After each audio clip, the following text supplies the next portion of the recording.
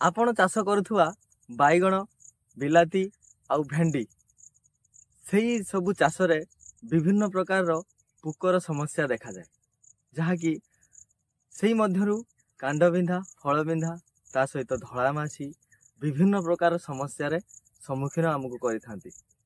जदि ताकू ठीक समय रे ठीक कीटनाशक व्यवहार न करा जाए ताहले निश्चित भाव में चाषी भाई को क्षति सहिबाकू पड़े। तेणुकरी आपण मानक आज एमिति गोटे सुंदर कंपोजिशन कहिबी जहाँकि आपणकर लागुथिबा बैगण रे कांडबिंधा फलबिंधा टमाटर रे फलबिंधा एवं भेंडी रे फलबिंधा को निश्चित भाव में कंट्रोल करि परिबो आउ 100% कंट्रोल करि परिबो जहाँकि मोर अनुभूति रे आपण मानकू कहूची। तो नमस्कार मु एकलव्य आपण मानकू स्वागत करछि आ गोटे नुआ वीडियो रे। आज वीडियो बहुत दमदार हबार अछि। गोटे सुंदर कंपोजिशन विषय कहबी मात्र 3टा कीटनाशक ता भी बहुत सस्ता आपण मानकू बहुत भल रिजल्ट दे पारिबो। बैगण रे बहुत सुंदर रिजल्ट सबु प्रकार रो कीट सबु प्रकार रो पत्रखिया कांडबिंधा फलबिंधा एवं ता संगे रस सुसुथिबा सकिंग पेस्ट मानकू कंट्रोल आराम से करि परिबो। तो चलंतु वीडियो टिकु मूल शेष पर्यंत देखिबा जमार स्किप करबानी। बहुत सुंदर इनफॉर्मेटिव वीडियो टी निश्चित भाव में आपण मानकू भल लागियो। जदि भल लागियो ताहले प्लीज लाइक कमेंट शेयर और सब्सक्राइब करिकि बेल आइकन को दबे देबे। निश्चित भाव में आगु को जहाँ भी नुआ नुआ अपडेट आसीबो आपण पाखु प्रथमे पहुंची पारिबो। तो चलंतु प्रथमे जानिबा जे बैगण बिलाती आउ भेंडी रो लागुथुबा मुख्य पोक विषय रे।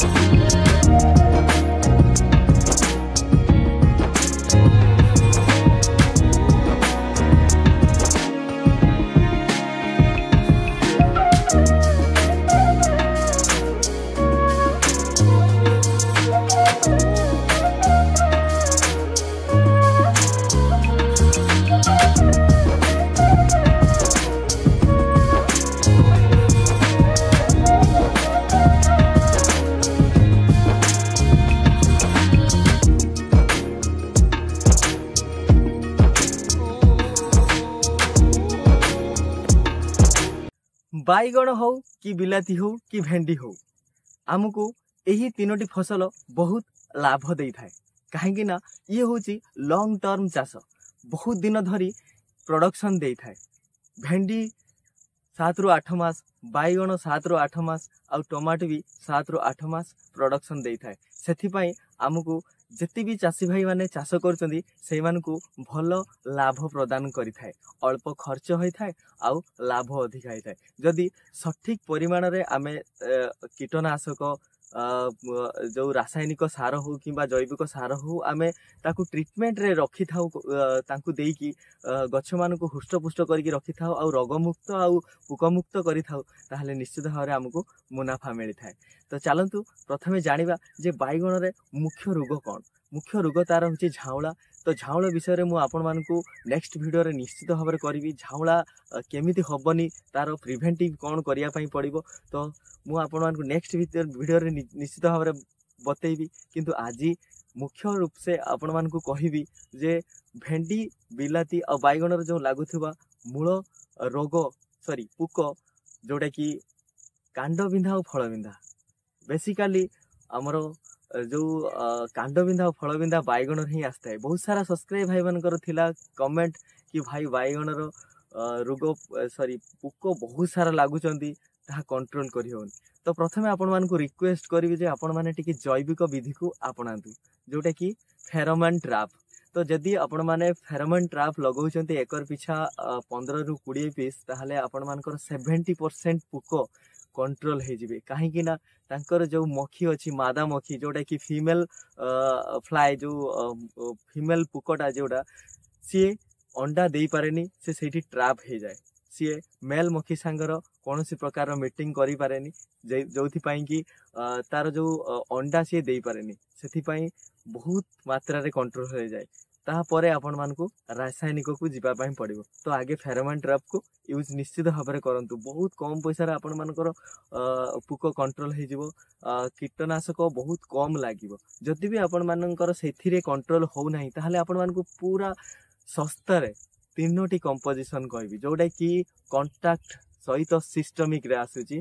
तो आपण मानकू बाइगण रो थरे स्प्रे कले 15 दिन पर्यंत कोनोसी प्रकार भी समस्या देखा दिबो नाही कांड बिंधा और फल बिंधार। किंतु बाइगण गछरे कांड बिंधा और फल बिंधा पुक जेमिति अल्प थिबा दरकार। जदि 70% रु एभव थिबे ताहले आपण मानकू टिके परेशान करिवो। दुई थर स्प्रे करिया पई पड़िबो काहेकि ना एकाथरे सब किछि कंट्रोल हेई पारिबो नाही।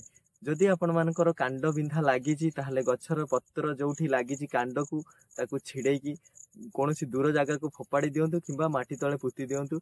आउ जो फल रे पुक लागी थाए ऑलरेडी इंसेक्ट अटैक हेई थाए सेही फल गुडी को छिड़ेकी फोपाड़ी दियंतु। तापर देखिबे किते सुंदर काम दबो जोटा कि मु निजे रियलाइज करिछि। मु गोटे गोटे एकर बाइगण लगेछि सेथिरे सेही कंपोजिशन ही व्यवहार करे। तो यही सीजन रे मोर बाइगण टोटाली लगा हैनी एथिपाई कि लगा हैनी कि टोटाली मोर जति सारा प्लॉट अच्छी सबू प्लॉट रे बाइगण लागी सारी। तो सेथिपाई टोटाली ऊपर मूल चेंज कराई गोटे वर्ष ताको फांका रे छड़ा है नेक्स्ट ईयर रे बाइगण लागियो। तो चलतु सी तो अलग कथा। किंतु आज आमे जानिबा जे कांड बिंधा और फल बिंधा रे जो मुख्य पुक जोटा कि आमको बहुत परेशान करती बहुत टेंशन दियंती। आमे जतले बाजार को बिक्री करिया पई जाऊ जो पुकटा बाहरी पड़े तो कस्टमर नवा पई बहुत अनइजी फील करती। तो चलतु जानिबा प्रथमे होची आपण माने जानिथिबे बहुत सस्ता कीटनाशक होची एमामेक्टिन बेंजोएट जोटा कि मु डायरेक्ट आपण मानकू कंपोजिशन कहूची जोटा कि chemical composition emamectin benzoate. Emamectin benzoate गोटे होची सिस्टमिक इनसेक्टिसाइड सिस्टमिक कीटनाशक जोटा कि तार पूरा गछर बॉडी को सी नहीं जाए तापर सी काम करे पूरा 15 दिन पर्यंत सी आराम से गछ को सुरक्षा दिए। ता सहित काट्राप हाइड्रोक्लोराइड 50% एसपी। तो काट्राप हाइड्रोक्लोराइड 50% एसपी आपण मानकू बहुत सुंदर भाव में रिजल्ट दे पारिबो। आ ता संगे कार्बोसल्फान जोटा कि मार्शल ना रे आपण माने एफएमसी कंपनी रो मार्शल ना रे पाई परिबे। तार केमिकल कंपोजिशन होची कार्बोसल्फान। तो आपण मानकू एई तीनोटी कंपोजिशन प्रथमे रहिला एमामेक्टिन बेंजोएट, सेकेंड रे रहिला काट्राप हाइड्रोक्लोराइड 50% एसपी, थर्ड रे रहिला कार्बोसल्फान 25% ईसी। तो एई तीनोटी को आपण माने मिक्सिंग करिवे। प्रथमे काट्राप हाइड्रोक्लोराइड जेहेतु पाउडर फॉर्म रे आसुची ताकू प्रथमे पानी रे घोल बनेबे।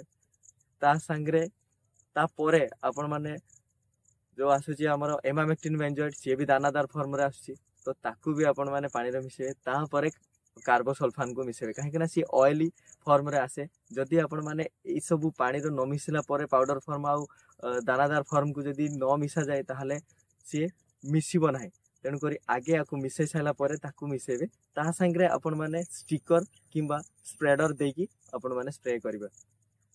तो प्रत्येक टांकी रे आपण मानकू एमामेक्टिन बेंजोएट 12 ग्राम देबे प्रत्येक 16 लिटर टांकी रे आपण माने 12 ml देबे 12 ग्राम देबे काट्राफ हाइड्रोक्लाइड 20 रु 25 ग्राम देबे आ कार्बोसल्फान को 30 ml देबे आपण थरे व्यवहार करंतु ता संगे आपण मानकू गोटे विटामिन निहाती दवा पई पड़ियो माइक्रो न्यूट्रिएंट रे जोटे कि बायोविटा हो किंबा क्रांति हो कहीं ना गछ को जदि आम एते सारा कीटनाशक स्प्रे करूछु 3टी कीटनाशक स्प्रे करूछु ता संगे से ट्रेस को पळे आसीबो तो सेति पई ताको गोटे टर्निंग निश्चित भाव में दवा पई पड़े जे बॉडी को सुरक्षा दवा पई मनीष जहा गछ भी सेया।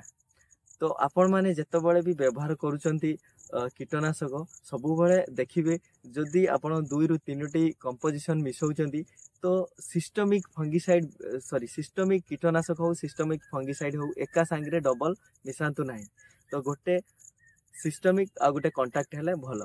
तो आपण मानकू जो कहली 3टी कंपोजिशन आपण माने थरे व्यवहार करंचो आपण मानकर टमाटो हो कि भेंडी हो किंबा बाइगण हो तो मुख्य तो बाइगण इतनी सुंदर बाइगण रे काम दबो ता आपण विश्वास भी करि परिबेनी निश्चित भाव में आपण माने व्यवहार करंतु आ तार रिजल्ट मते कमेंट माध्यम रे जणातु। तो आज वीडियो एतिक थिला नमस्कार मु रहूची नेक्स्ट वीडियो पर्यंत मते विदाय दियंतु।